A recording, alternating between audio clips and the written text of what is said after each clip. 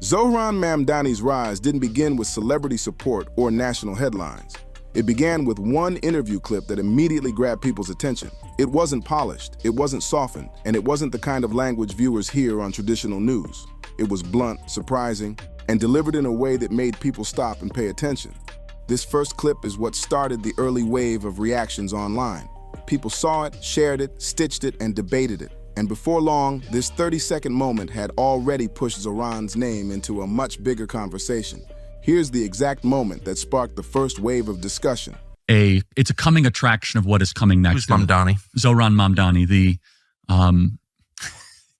the Muslim communist that is running for mayor in New York City. After that first clip spread online, people immediately began reacting. Some laughing at the delivery, others shocked by the phrasing, and many simply confused about who Zohran Mamdani even was. But what really amplified the moment wasn't just the introduction, it was what came next. The second part of the interview clip took the conversation in a completely different direction. It stopped sounding like a simple jab or a political label and shifted into something deeper. Something that resonated with millions of younger viewers scrolling through TikTok and Instagram. This moment started the real debate, the part where the tone changed from casual commentary to a bigger point about what young people are feeling right now. The frustration, the pressure, the sense that the economic system isn't working for them. This next clip is the one that turned a viral moment into a full conversation. And it's the reason Zohran's name didn't disappear after the first 24 hours.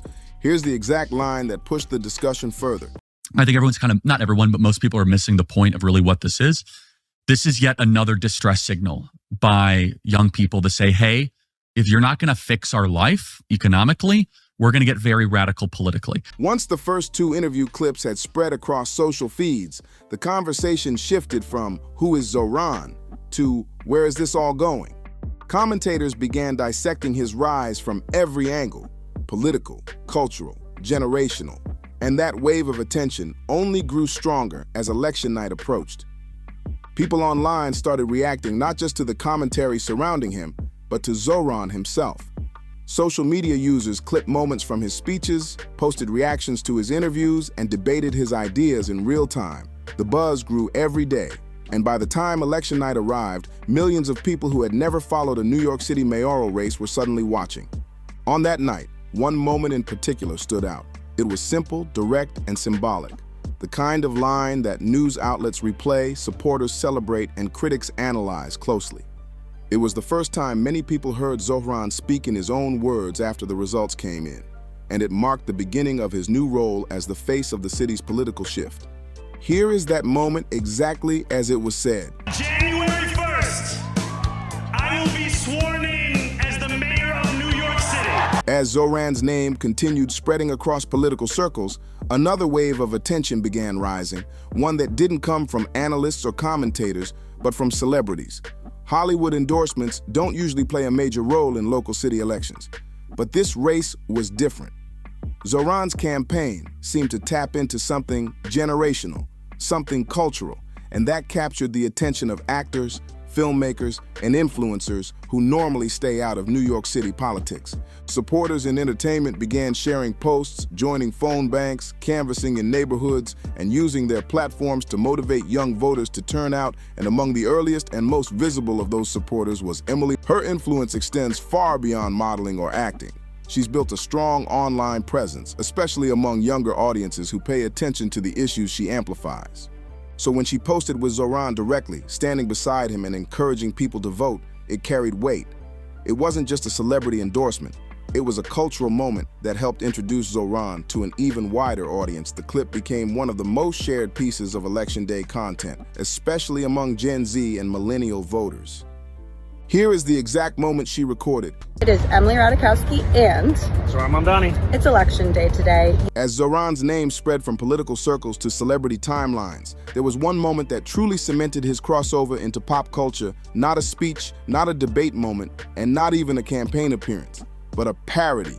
And not just any parody, but a full-on impression on Saturday Night Live, one of the most watched and influential comedy shows in the country. SNL has a long history of turning political figures into cultural characters. When someone gets impersonated on that stage, it usually means they've crossed into a level of public awareness far beyond politics. And for Zohran, that moment arrived when comedian Ramy Youssef walked out dressed exactly like him. The suit, the rings, the bracelets, even the subtle smile that had already become recognizable to people following the race online. What made the moment stand out wasn't just the accuracy of the impression, but how fast it traveled. People online began posting side-by-side comparisons, turning the skit into edits and memes, and reacting to it as if Zohran had suddenly become a pop culture reference instead of just a political figure. For many viewers across the country, this SNL moment was the first time they heard his name, and it immediately framed him as someone worth paying attention to.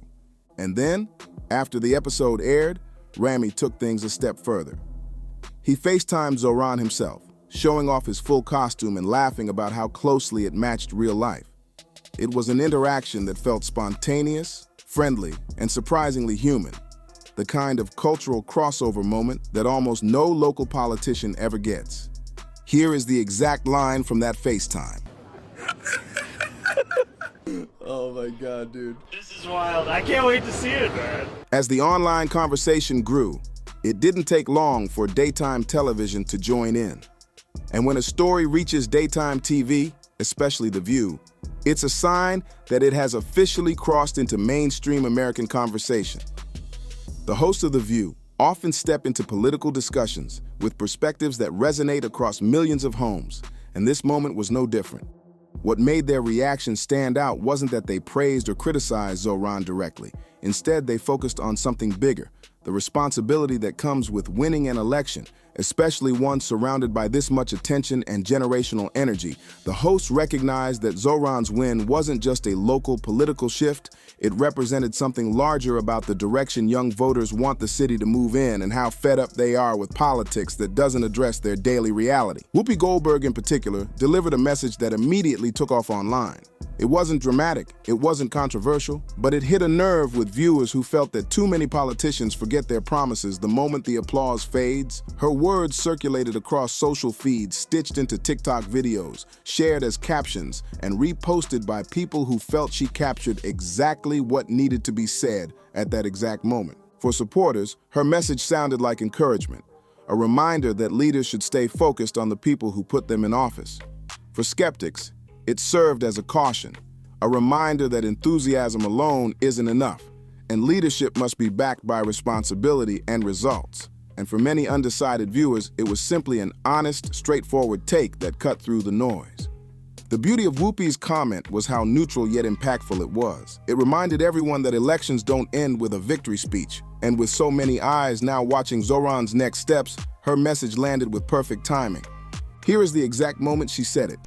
We must remind everybody who won what their job is supposed to be and why you voted for them. While many celebrities publicly celebrated Zohran Mamdani's rise, not everyone in the entertainment world was impressed, and one of the first major voices to push back, loudly and instantly, was 50 Cent, known for his unfiltered commentary and his signature ability to spark viral reactions with just a single post. 50 didn't hold back when he saw the election results. 50 Cent rip. Within hours of the announcement, he uploaded an image on social media that immediately caught people's attention. It wasn't subtle, it wasn't vague, and it definitely wasn't meant to be taken lightly. The post showed a headstone graphic with the bold engraving RIP NYC, suggesting that the city was, in his eyes, headed toward uncertainty under new leadership. The reaction was swift. Some of his fans agreed with him. Others felt the post was exaggerated or overly dramatic, and a large group simply responded with surprise, noting that 50 rarely comments on mayoral races. So the fact that he chose to speak up at all showed how much the moment had resonated with him. Whether you agreed with his view or not, one thing was certain. 50 Cent's post exploded across social media. Blogs reposted it, hip-hop pages debated it, and political accounts analyzed it as a sign of how divided people were about Zohran's victory. His reaction added another layer to the story, a reminder that when someone becomes a culturally relevant figure, the reactions won't all be positive. And in a strange way, the backlash only intensified the conversation around the election, proving just how far beyond politics this moment had spread. The reactions didn't stop with celebrities.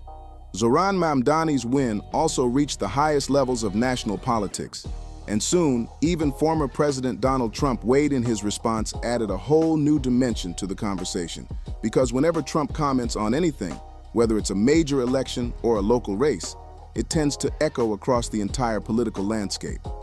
Trump used the moment to make a broader point to his supporters, framing the election as a sign of where he believes certain political movements in America are heading. His tone wasn't neutral, and it wasn't subtle. For his base, the message was a warning. For his critics, it was another example of how he amplifies moments for larger political narratives. And for people who were simply following the New York mayoral race from the sidelines, his reaction signaled just how big the story had become. The fact that a local city election drew commentary from a former president showed that Zohran's rise wasn't just surprising to voters. It was something national figures felt the need to address. And once Trump's remarks began circulating, the discussion grew even more polarized.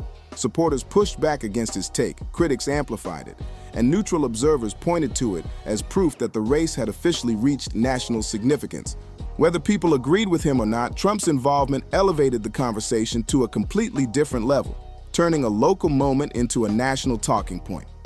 As the conversation around Zohran Mamdani continued to grow, one of the most noticeable shifts came from the entertainment world.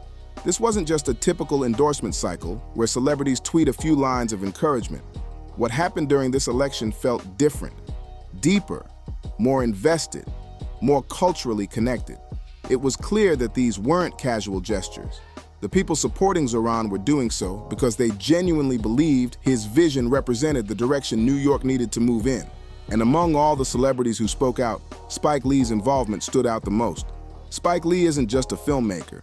He's a storyteller who has shaped the voice of New York City for decades. His movies, his documentaries, and even his public commentary have always reflected the culture, struggles, and spirit of the city. So when he chose to speak about Zohran Mamdani's campaign, it carried real weight. Spike didn't show up with a scripted message or an empty endorsement. His support came from the same place as his body of work, a deep belief in justice, community, and the idea that New York can always become better than it was before. His comments became one of the most widely shared reactions from the celebrity world.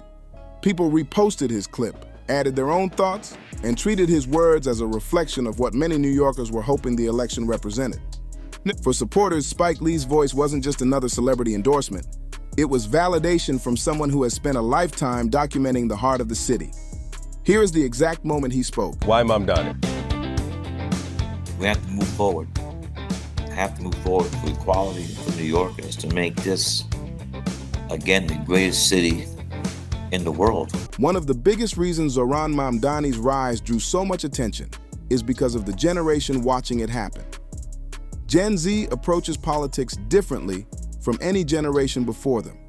They don't depend on newspapers, they don't wait for televised debates, and they don't rely on traditional campaign ads. Instead, they learn about candidates the same way they learn about trends, memes, music, and pop culture moments, through short clips, commentary channels, reaction videos, and viral content.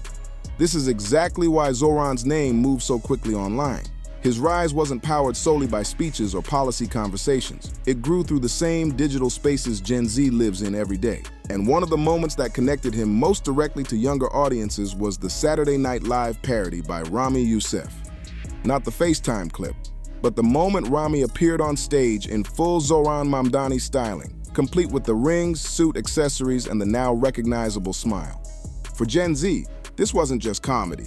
It was a signal that Zohran had entered cultural relevance. When someone gets parodied on SNL, it means the conversation has reached a level beyond politics. It has entered entertainment, memes, and mainstream cultural language.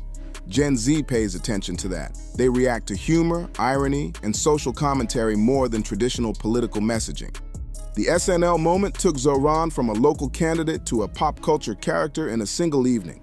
Clips from that episode spread across TikTok, YouTube, and Instagram, often without context, just Rami's comedic delivery and the instantly recognizable Zohran look, and for many young voters, that was their introduction to him. Not through policy, not through campaign ads, but through comedy. Here is the exact moment Rami delivered that parody on stage. Hello, everyone. I'm happy to be here. and I'm ready to spend the next hour hearing my opponents pronounce my name in ways you couldn't begin to imagine. As all these reactions showed, from comedians to filmmakers, celebrities to younger voters, Zohran Mamdani's rise was never just a political moment. It became a cultural moment, one that blended humor, activism, celebrity attention, online conversation, and generational energy into a single storyline. And while opinions were divided, the engagement around his name revealed something important about where politics is heading. People care about authenticity, personality, and the voices they feel represent them. Before the dust even settled, another small but meaningful moment appeared online. A selfie-style clip from actor Bowen Yang. It wasn't dramatic, it wasn't exaggerated, and it wasn't meant to spark outrage. It was simple, genuine, and supportive. And sometimes, those are the moments that resonate the most. Bowen's message felt like a quiet closing note to a loud, chaotic, culture-shifting election. A reminder that behind all the debates and commentary, people were still hoping for something better for their city. Here is the moment exactly as it appeared. We're so lucky to have Zohran as a candidate. Let's give him all the support he needs. Let's make New York City more affordable for everybody. If you like this breakdown and want more deep dives into the stories driving pop culture, celebrity influence, and the conversations taking over the internet, be sure to like the video, subscribe, and share your thoughts in the comments. And make sure to return to Pop Juice Exposed, where we spotlight the moments everyone's buzzing about.